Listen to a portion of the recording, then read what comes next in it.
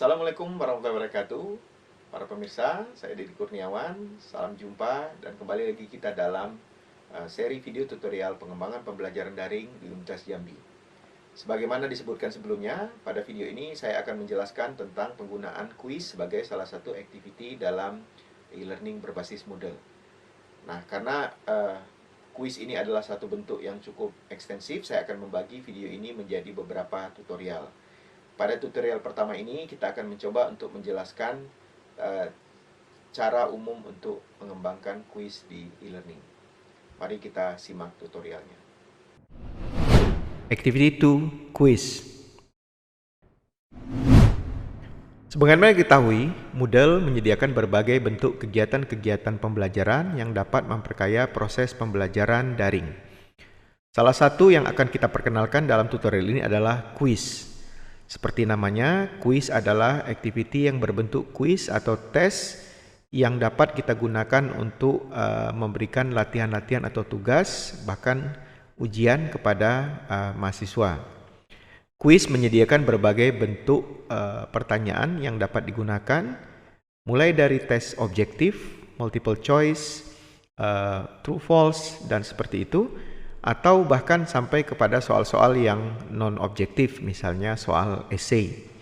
Nah, karena pembacaan cukup panjang, saya akan membagi tutorial saya menjadi beberapa bagian kecil. Pada bagian awal ini, kita akan mencoba untuk menjelaskan langkah dasar dalam pembuatan sebuah kuis yang akan kita bagi menjadi 2 tahapan. Kita akan mulai dengan tutorial pertama. Untuk membuat sebuah kuis, kita perlu membuat atau melakukan 2 langkah besar, tahapan besar. Yang pertama adalah pembuatan slot kuisnya itu sendiri. Untuk membuat slot kuis ini, seperti biasa kita harus masuk terlebih dahulu ke kelas kita, kemudian menghidupkan mode edit dengan klik turn editing on.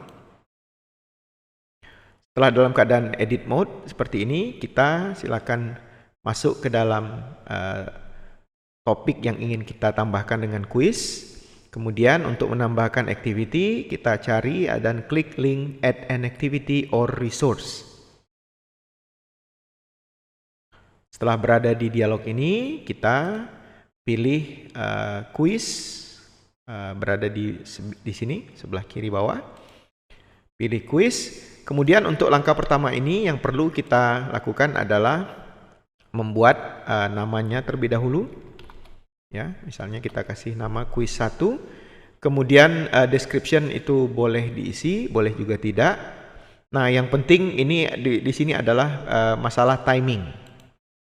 Jadi kalau kita klik menu timing, kita bisa melihat batasan-batasan waktu yang bisa kita tetapkan. Misalnya kita ingin kuis ini hanya bisa diakses selama 1 minggu. Oleh karena itu kita boleh menghidupkan atau mengaktifkan open the quiz, ini date-nya, tanggalnya. Kita buat misalnya tanggal 3 Juli. Sampai mungkin kalau kita ingin matikan, kita bisa close quiz-nya misalnya 7 hari, tanggal 10, seperti ini. Dan yang juga tidak kalah pentingnya adalah menggunakan time limit.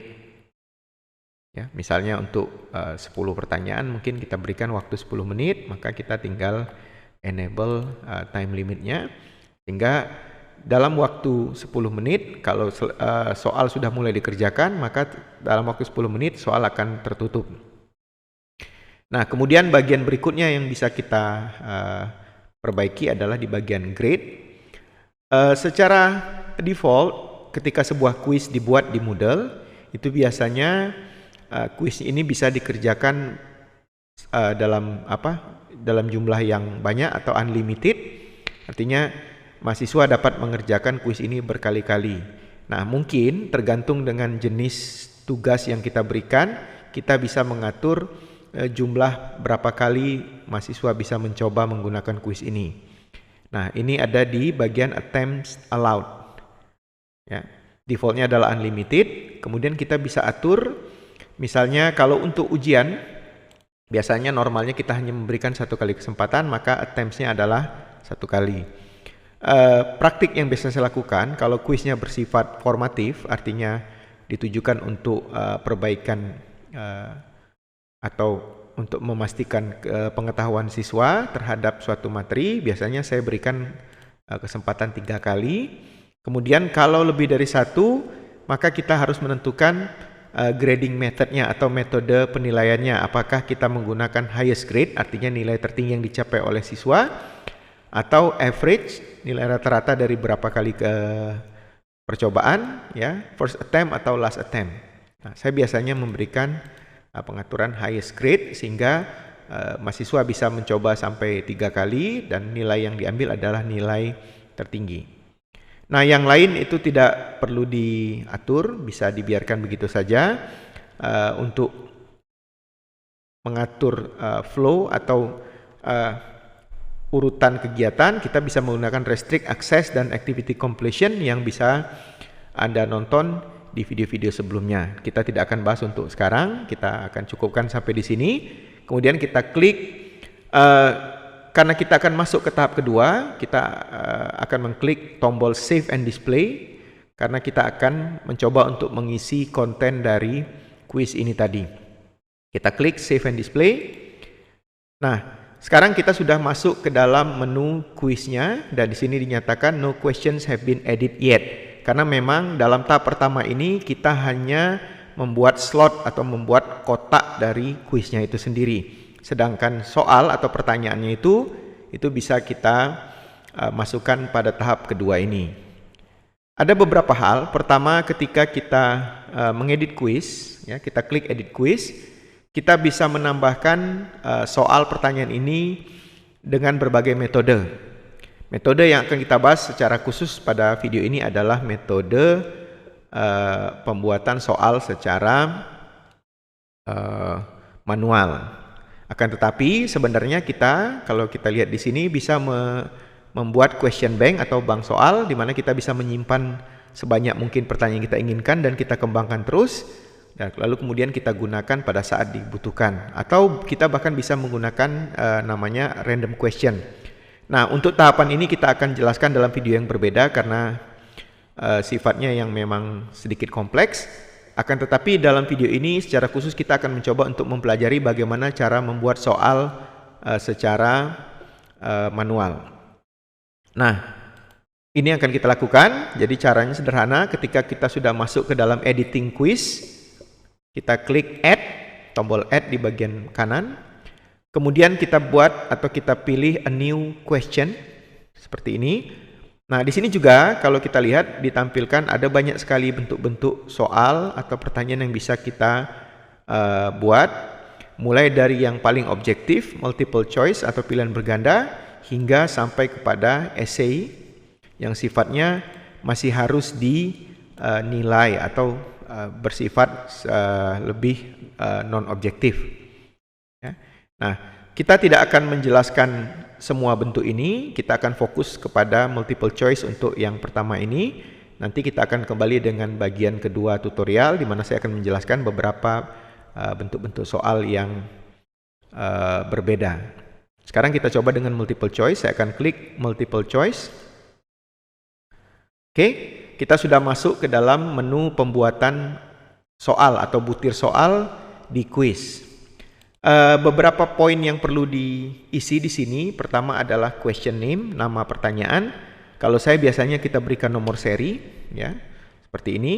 Kemudian bagian keduanya adalah pertanyaannya itu sendiri, ya, atau kita sebut sebagai question text. Dalam istilah assessmentnya adalah batang tubuh, ya, atau stem. Saya akan tulis dulu di sini. Saya akan buat sebuah contoh yang sederhana saja. Misalnya,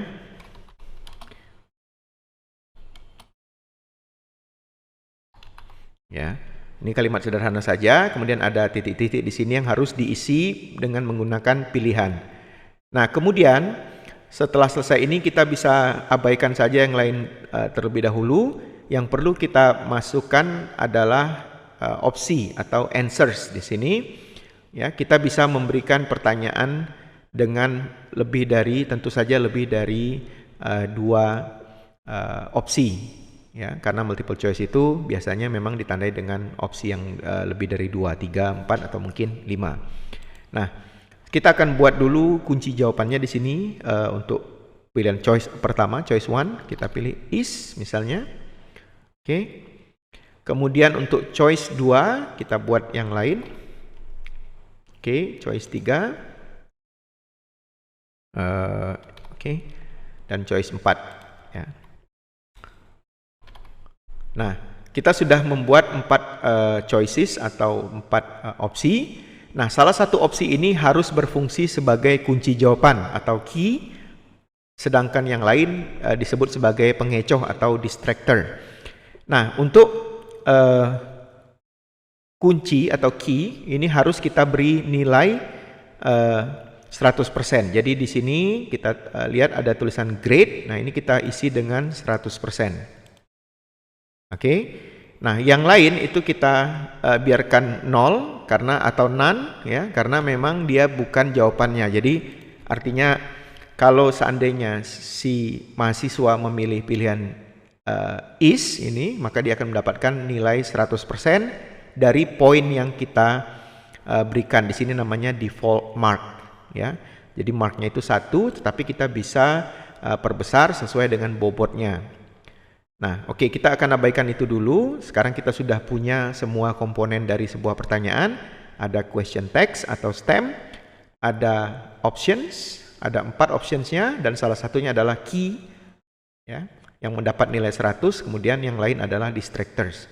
Nah, kita selesai dengan ini, kita tinggal klik save changes, maka pertanyaan pertama kita sudah dibuat. Saya akan membuat 2 pertanyaan lagi sehingga kita dapat mendapatkan gambaran cara membuat yang benar.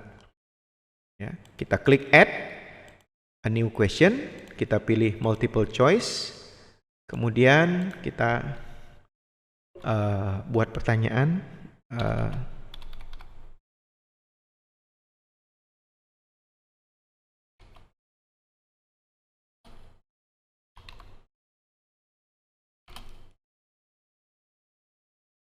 Misalnya saya buat I titik-titik,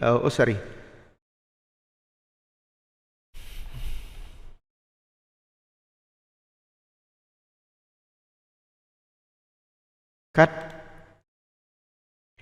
Nah, baik, kita akan membuat soal kedua dan ketiga sebagai contoh. Saya akan mengulangi langkah ini beberapa kali sehingga Anda dapat memahami langkah-langkah pembuatan multiple choice. Kita klik add, pilih a new question, lalu pilih jenis soal atau bentuk soal, multiple choice, kemudian klik add. Nah, kita masuk ke kotak dialognya. Di sini kita berikan nama, seperti tadi saya biasanya menggunakan nomor urut, jadi misalnya Q02, kemudian kita buat batang tubuh atau stemnya, misalnya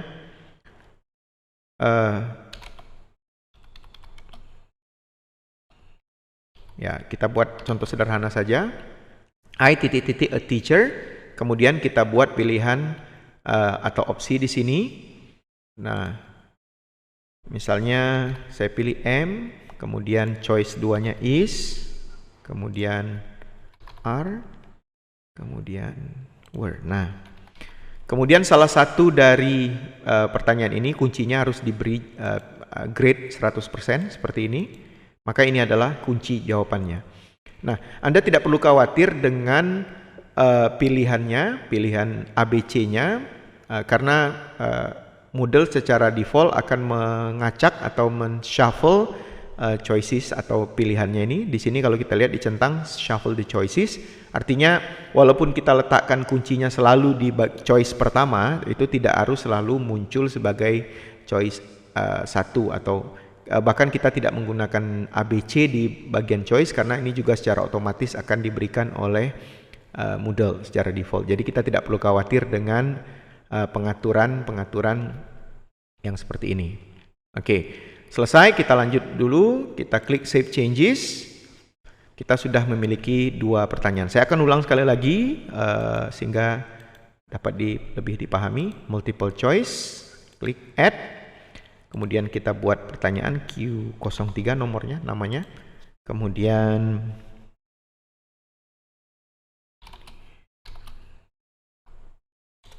oke.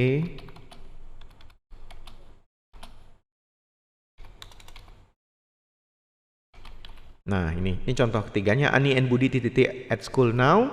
Seperti tadi, kita mengisi choice atau opsinya. Oke. Ya, cepat saja. Oke.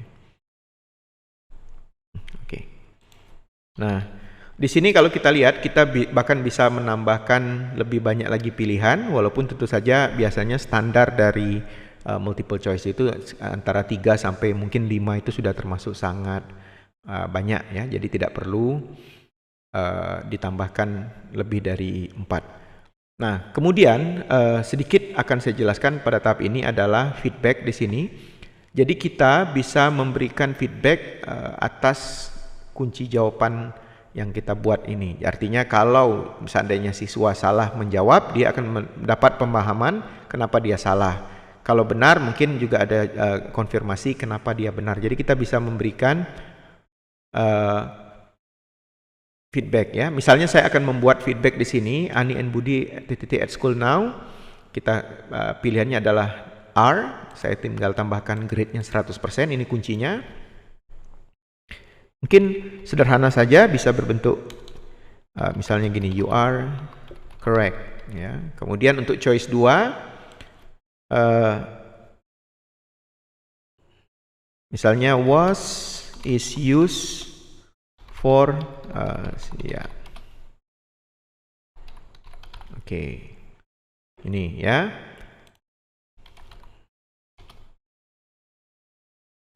Apa?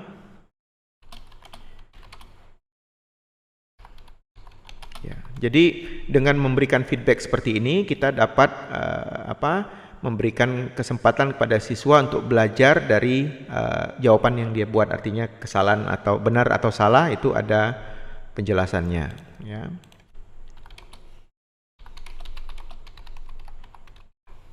Oke. Nah, ini sederhana saja contohnya.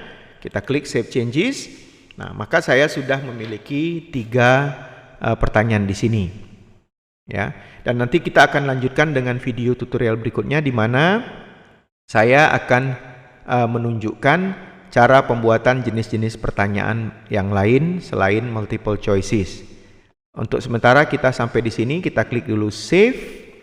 Dan kalau kita kembali ke quiz 1 ini seperti ini, maka quiz yang sudah kita buat tadi itu sudah siap untuk digunakan oleh siswa kita. Kita akan tampilkan sedikit sebagai penutup bagaimana tampilan dari quiz tadi. Nah, ini adalah quiz tadi pilihannya.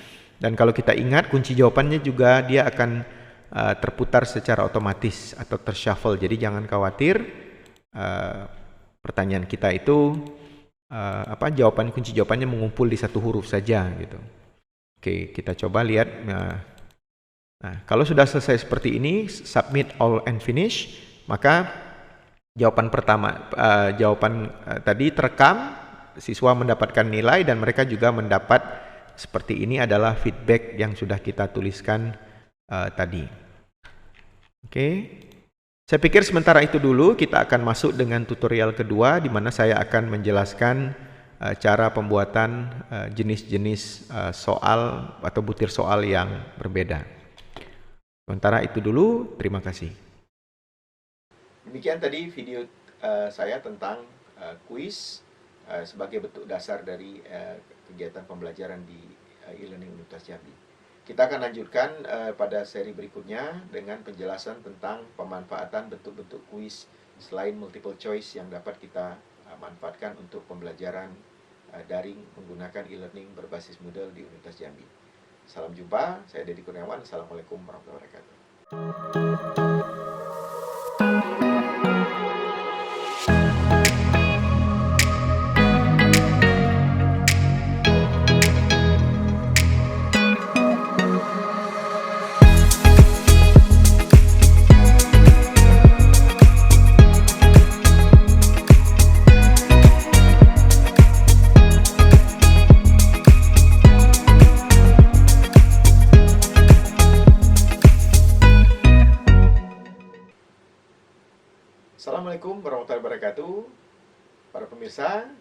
Saya Deddy Kurniawan dan Anda kembali menonton seri video tutorial pengembangan pembelajaran daring di Universitas Jambi. Pada video kali ini kita akan melanjutkan pembahasan tentang pemanfaatan kuis, tapi saya akan mencoba untuk menjelaskan secara teknis beberapa bentuk soal atau kuis selain multiple choice. Mari kita saksikan tutorial berikut ini.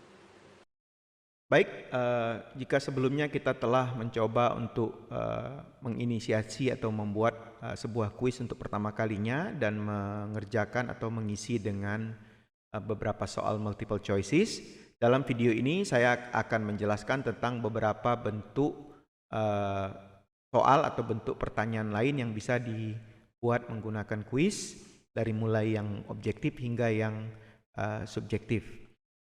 Seperti biasa, kita akan mulai dengan menghidupkan mode edit. Kita klik turn editing on, kemudian kita scroll atau kita cari kuis yang ingin kita tambahkan dengan soal. Jadi kuis itu bisa kita siapkan terlebih dahulu dengan beberapa pertanyaan, lalu kemudian kita isi belakangan. Itu bisa, caranya tinggal klik kuis, nama kuisnya.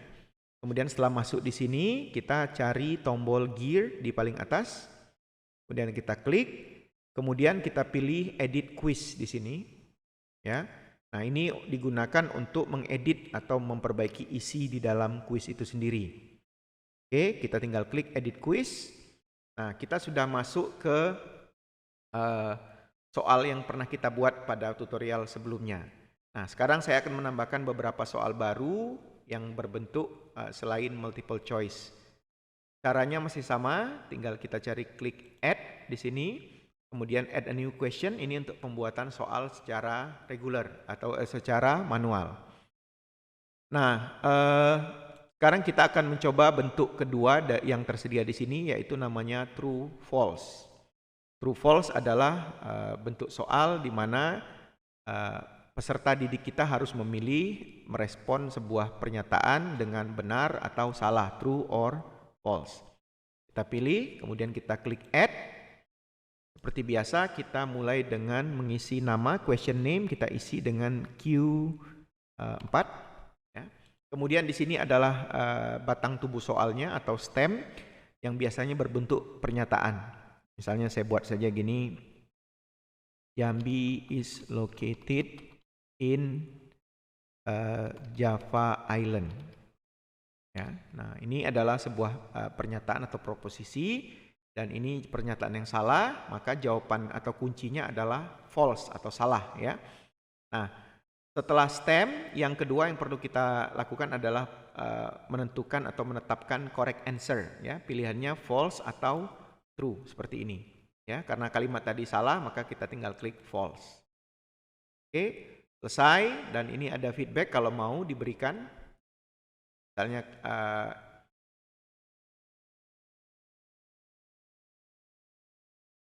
ya. Nah, selesai, kita tinggal klik save changes, maka sudah terbuat satu pertanyaan baru yang berbentuk true false atau TF, ya.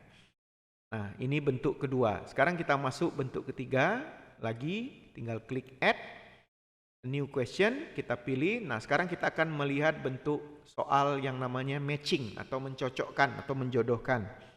Soal matching ini terdiri atas beberapa item pertanyaan, kemudian item ini harus dicocokkan dengan jawabannya di sebelahnya. Jadi biasanya kita menggunakan istilah lajur kiri untuk soal atau pertanyaan dan lajur kanan untuk jawaban atau opsi.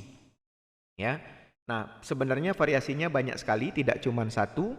Kita bisa membuat matching itu misalnya kata dipasangkan dengan kata yang lain, ya, atau misalnya kata dengan definisi, ya, atau kemudian pernyataan dengan pernyataan yang cocok dan seterusnya. Jadi sebenarnya variasinya banyak sekali. Bahkan nanti mungkin dalam video yang lain saya akan mencoba menjelaskan bagaimana membuat item pertanyaan dengan menggunakan multimedia atau misalnya gambar atau video.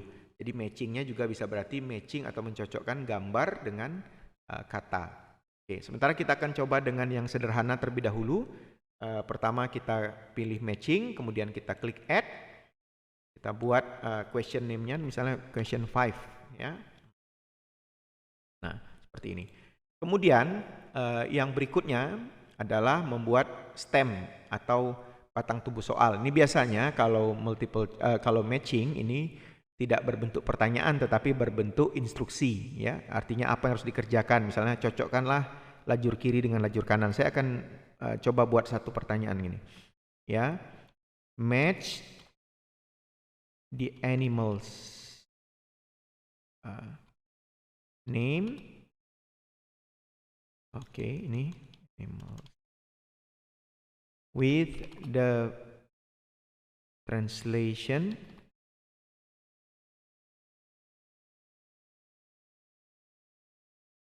in bahasa Indonesia, ya. Nah, ini. Oke. Nah, kemudian kita akan mulai mengisi pertanyaan dan jawabannya. Nah, ini agak sedikit berbeda karena dalam matching itu jawaban itu adalah pasangan dari kata question dengan answer. Jadi misalnya question pertama atau kata pertama yang ingin kita tanyakan, misalnya saya buat elephant, ya. Kemudian answernya kita buat gajah. Jadi dia akan memasangkan antara question di lajur kiri letaknya nanti, kemudian dengan answer di lajur kanan, elephant, gajah. Oke, kemudian kita lanjutkan. Oke, giraffe. Oke. Kemudian question 3 kita tambahkan dengan misalnya tiger.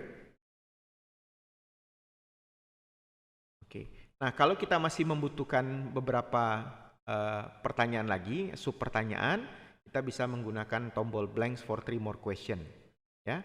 Nah, sekarang kita klik dulu blanks for 3 more question. Saya akan tambahkan 2 saja lagi pertanyaan, ya. Misalnya saya ingin apa ya? Oke, dove misalnya. Ya, yang terakhir misalnya saya ingin oke, ini. Ya. Nah, tetapi di dalam soal matching ini biasanya juga untuk opsi atau jawabannya itu kita beri tambahan kata. Tujuannya adalah sebagai pengecoh atau distractor. Jadi biasanya kita menggunakan prinsip ini supaya si siswa tadi tidak menjawab pertanyaan ini dengan sembarangan, artinya pokoknya cocok-cocokkan saja, ya. Maka biasanya kita gunakan fungsi pengecoh. Nah, untuk menambahkan fungsi pengecoh kita menggunakan question berikutnya, tetapi yang diisi hanya answernya saja. Misalnya apa ya? Oke, saya buat misalnya kuda di sini. Oke. Ya, kita bisa tambahkan lagi. Saya akan tambahkan satu lagi. Ya, untuk pengecoh kita tidak perlu mengisi question, tapi cukup mengisi answer. Misalnya di sini saya kasih satu lagi kijang. Nah, tujuannya nanti dia akan menjadi pilihan tambahan yang tidak perlu digunakan, artinya bisa diabaikan. Nah, dengan demikian kita memastikan bahwa siswa betul-betul mengerjakan sebuah pertanyaan itu dengan serius, artinya dia memilih jawaban itu dengan betul-betul dengan pengetahuan, bukan sembarangan. Kita klik save changes, maka kita sudah masuk atau kita sudah selesai dengan pertanyaan kedua, yaitu match the animals name. Ini matching. Nah, kalau kita lihat di sebelah kanan itu ada angka, di atas itu 1, 1, 1, 1. Nah, yang di sini angkanya 5. Ini adalah default marks. Jadi seperti saya jelaskan pada video sebelumnya, secara default ketika sebuah item dibuat itu dia mendapatkan default marksnya itu sama, bobotnya itu sama. Artinya misalnya sama-sama 1 poin, ya. Jadi kalau misalnya satu soal ada 10 pertanyaan dan nilai maksimumnya adalah 10, maka satu soal itu nilainya 1. Nah, tetapi untuk kasus seperti soal matching ini kita menganggap mungkin karena sub itemnya itu ada lebih dari 1, maka dengan pastinya akan membutuhkan waktu yang lebih, kemudian usaha yang lebih. Oleh karena itu biasanya kita bisa perbaiki default marksnya menjadi lebih tinggi. Nah, dalam kasus ini karena ada 5 pertanyaan, kita bisa mengedit default marknya, bisa dari dalam pertanyaan tadi atau bisa dengan menggunakan tombol edit di sini, ya. Jadi kita bisa isi misalnya default marknya adalah 5 poin. Jadi kalau mereka mengerjakan betul semua dapat 5, kalau betul 4 dapat 4 dan seterusnya. Oke. Nah, ini khusus untuk soal matching. Nah, Berikutnya kita akan coba untuk melihat bentuk pertanyaan yang lain. Kita coba eksplorasi, kita klik add a new question. Kemudian di sini kita ketemu dengan soal baru yaitu short answer. Short answer seperti namanya adalah sebuah soal di mana siswa harus menjawab dengan sebuah jawaban singkat. Nah, ini akan sedikit berbeda karena di satu sisi dia boleh dikelompokkan sebagai soal yang agak subjektif, artinya jawabannya itu bisa sedikit lebih beragam daripada yang lain. Kalau yang lain sebelumnya ini kita semua itu sudah ada kunci jawabannya. Jadi dengan kunci jawaban kalau betul ya betul, kalau salah ya salah. Jadi tidak ada alternatif lainnya. Sedangkan short answer ini akan sedikit berbeda karena jawaban yang short answer ini punya kecenderungan agak sedikit bisa terbuka, lebih open, sehingga jawaban juga bisa berbeda. Saya akan tunjukkan satu contoh ya. Sekarang kita klik short answer dan kita klik add ya. Kemudian kita kasih soal berapa tadi? 06. Oke, kemudian kita akan tuliskan question tag-nya. Misalnya saya kasih contoh. Jambi is located in titik-titik island. Nah, ini ya. Nah, harapannya kunci jawabannya adalah Sumatera.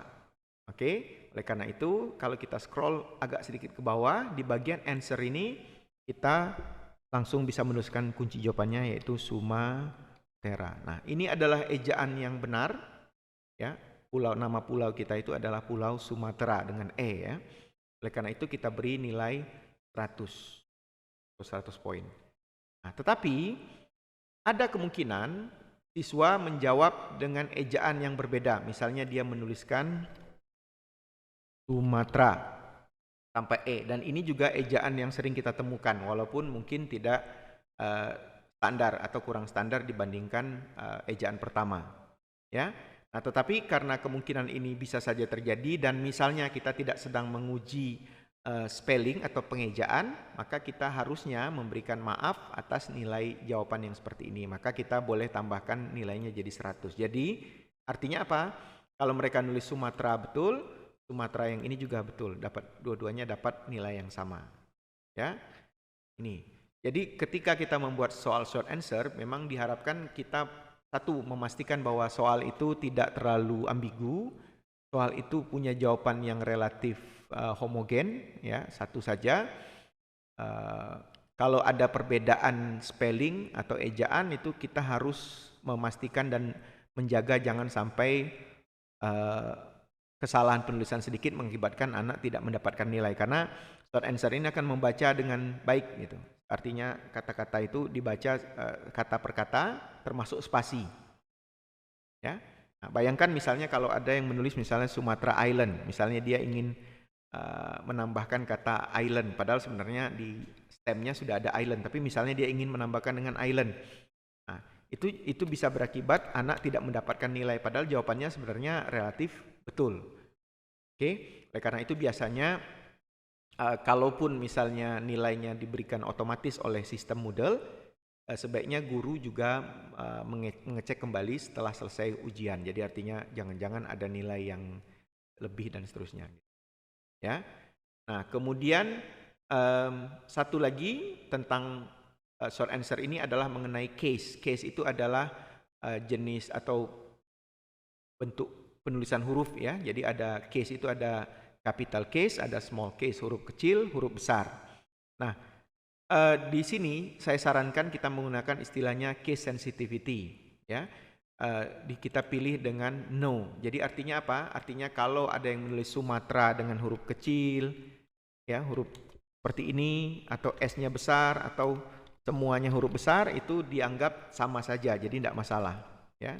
Biasanya memang kita harus atur menjadi no. Jadi case is unimportant, mau huruf kecil besar tidak masalah. Oke. Nah, kalau kita pilih yes, maka misalnya jawabannya harusnya Sumatera dengan huruf S besar, tapi ditulis S kecil, itu artinya jawabannya salah. Nah, ini harus dihindari, kecuali kalau memang kita ingin anak diuji keterampilan mengejanya yang baik dan benar. Saya kasih contoh misalnya, Kalau dalam bahasa Inggris kita ingin anak bisa menuliskan kata dengan tepat, spellingnya betul, maka biasanya case itu mungkin kita pasang juga, misalnya untuk nama dia harus dimulai dengan huruf besar, misalnya Jambi, J-nya harus huruf besar, itu adalah aturan punctuation atau ejaan penggunaan tanda baca. Nah, kalau memang tujuannya untuk itu, baru kita menggunakan alternatif case yes, case is important, seperti itu. Kalau tidak, memang harusnya dihindari sebaik mungkin supaya jangan sampai merugikan siswa dalam penjawaban. Nah, berikut saya akan mencoba untuk menunjukkan satu bentuk terakhir dalam tutorial ini, yaitu bentuk essay. Jadi add new question, kemudian kita pilih essay. Nah, essay sedikit lebih terbuka lagi, artinya kalau yang tadi itu soal-soal sebelumnya, multiple choice, true, false, dan lain-lain, itu disebut soal objektif, ya, karena dia sudah punya kunci jawaban dan hanya pilihannya cuma benar atau salah. Sedangkan essay ini sedikit lebih terbuka, oleh karena itu nanti dalam pembuatan soal essay, saya kasih nama dulu misalnya Q07, misalnya kita tulis write a short paragraph, misalnya about your daily activity, ya. Nah, seperti saya katakan pada bagian sebelumnya ketika kita membahas matching, karena tugas membuat essay ini sedikit lebih rumit daripada memilih ABC, maka kita bisa menambah bobotnya. Jadi kita ganti default marknya, misalnya saya di sini saya tulis menjadi 10 poin. Ya, artinya apa? Artinya essay itu ketika dikumpulkan nilai maksimumnya adalah 10. Artinya relatif, boleh kalau misalnya kurang sempurna mungkin 8, ya, agak kurang lagi 7 dan seterusnya, ya. Jadi nilai itu tidak diberikan mutlak 10 poin gitu. Agak beda dengan soal objektif multiple choice karena bobotnya sudah pasti. Kalau ini bobotnya masih harus diberikan oleh guru. Jadi sifatnya tidak otomatis, ya. Oleh karena itu, kalau pada soal sebelumnya siswa dapat menambahkan siswa dapat melihat hasil jawabannya, benar salahnya, poinnya berapa. Nah, kalau untuk soal essay ini jawabannya atau hasilnya itu pending. Artinya kalau belum dinilai oleh guru, maka siswa belum bisa melihatnya di kuis ini. Ya. Nah, itu. Jadi biasanya kita berikan poin. Nah, yang lain-lain itu sementara bisa diabaikan, mungkin kecuali untuk word limit, ya. Kalau misalnya kita ingin misalnya minimum harus menulis 100 kata, maksimum harus misalnya 300 kata, ini bisa kita atur. Jadi mereka kalau submit dan sementara katanya misalnya di bawah 100, hanya 50 kata, maka mereka tidak bisa submit. Nah, ini bisa untuk memastikan keterukuran, ya. Jadi kalau kita ingin essay-nya punya batasan-batasan minimum dan maksimum, ini kita terapkan. Yang lain tidak perlu kita perhatikan untuk saat ini, hanya paling-paling Anda bisa explore sendiri nanti, misalnya menggunakan response template. Jadi kita bisa memberikan template, ini contohnya, jadi anak-anak tahu apa yang harus dikerjakan. Sementara itu kita selesai dulu, kita klik save changes. Nah, maka kita selesai dengan bentuk kuis terakhir. Saya akan lihatkan sedikit di sini. Sebenarnya kalau kita gali masih banyak sekali bentuk-bentuk pertanyaan yang bisa digunakan di Moodle. Ya, beberapa diantaranya seperti numerical, calculated, dan lain-lain ini adalah fungsi-fungsi soal, bentuk soal dalam matematik, ya, dan saya tidak terlalu familiar dengan matematika, tetapi beberapa dari bentuk soal ini misalnya dapat digunakan untuk membuat soal-soal dengan variabel. Jadi kita bikin satu variabel saja, misalnya X tambah Y, nanti X dengan Y-nya akan diatur secara otomatis oleh Moodle. Oleh karena itu biasanya sifatnya otomatis, sehingga kita bisa hanya membuat satu template soal, bisa punya ratusan butir soal yang diberikan secara acak, jadi mengurangi resiko mencontek dan lain-lain. Kemudian ada dua lagi, ya, yang kelompok yang lain, ya, misalnya adalah close, ini spesifik untuk tes kebahasaan, tapi sedikit lebih rumit dan kita akan butuh satu video tutorial hanya khusus untuk membahas tentang menggunakan embedded answer atau close exercise, ya. dan lain-lain. Nah, variasinya masih banyak dan sebenarnya masih bisa ditambahkan lagi dengan penambahan plugins yang tidak kita akan jelaskan di sini. Kita sudah selesai dengan tutorial pembuatan kuis bagian kedua, di mana kita mengeksplor berbagai bentuk butir soal. Ya. Nah, saya akan tutup sedikit dengan dua hal. Pertama, saya akan menunjukkan tentang pagination. Jadi, secara default ketika sebuah soal itu dibuat, dia akan diletakkan dalam satu halaman. Jadi, kalau ada 10 pertanyaan, biasanya akan ada 10 halaman. Artinya setiap soal siswa akan membuka satu halaman, kemudian dia akan pilih jawabannya, terus dia klik next, masuk halaman kedua dengan satu pertanyaan. Nah, kadang-kadang kita merasa ini tidak convenient atau tidak terlalu nyaman, maka kita bisa membaginya menjadi pages, ya, menjadi halaman-halaman yang isinya lebih dari satu soal.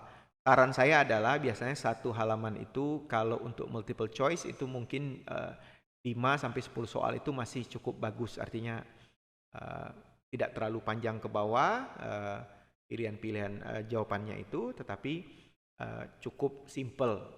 Ya, bayangkan kalau misalnya kita punya soal multiple choices sampai 50 soal, maka itu akan mengalami kerepotan dalam klik-klik per halaman, ya.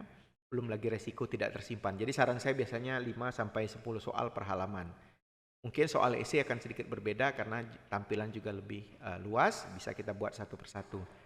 Ada beberapa cara, ya. Cara pertama adalah dengan menggunakan namanya repaginate di sini.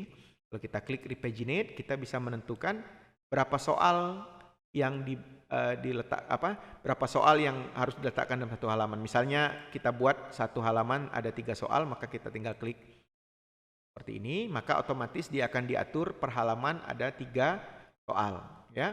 Kalau kita masih belum puas, kita bisa pindahkan, geser seperti ini pertanyaannya, ya, supaya dia masuk ke dalam halaman yang lain. Oke.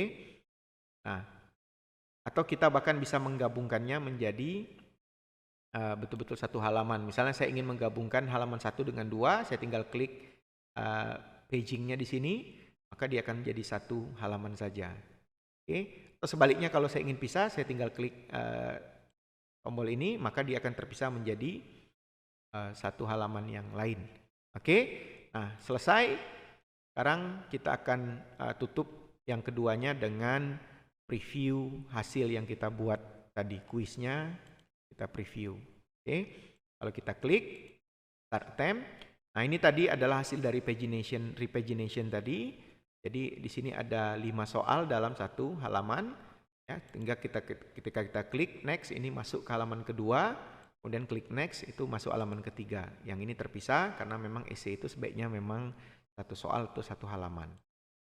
Oke, nah selesai tutorial ini, dan pada bagian berikutnya nanti saya akan mencoba untuk menjelaskan tata cara penggunaan bank soal untuk mempermudah proses pembuatan soal-soal untuk kuis, apalagi kelas yang menggunakan kuis secara sangat intensif, biasanya akan sangat dimudahkan dengan penggunaan bank soal. Sementara itu dulu dari saya, terima kasih. Demikian tadi video tutorial kami tentang pemanfaatan bentuk-bentuk kuis non multiple choice. Semoga bermanfaat untuk pengembangan pembelajaran daring Anda. Selanjutnya kita akan mencoba untuk menjelaskan tentang penggunaan bank soal atau quiz bank untuk memperkaya proses penggunaan kuis di e-learning. Demikian dari saya, Deddy Kurniawan. Assalamualaikum warahmatullahi wabarakatuh.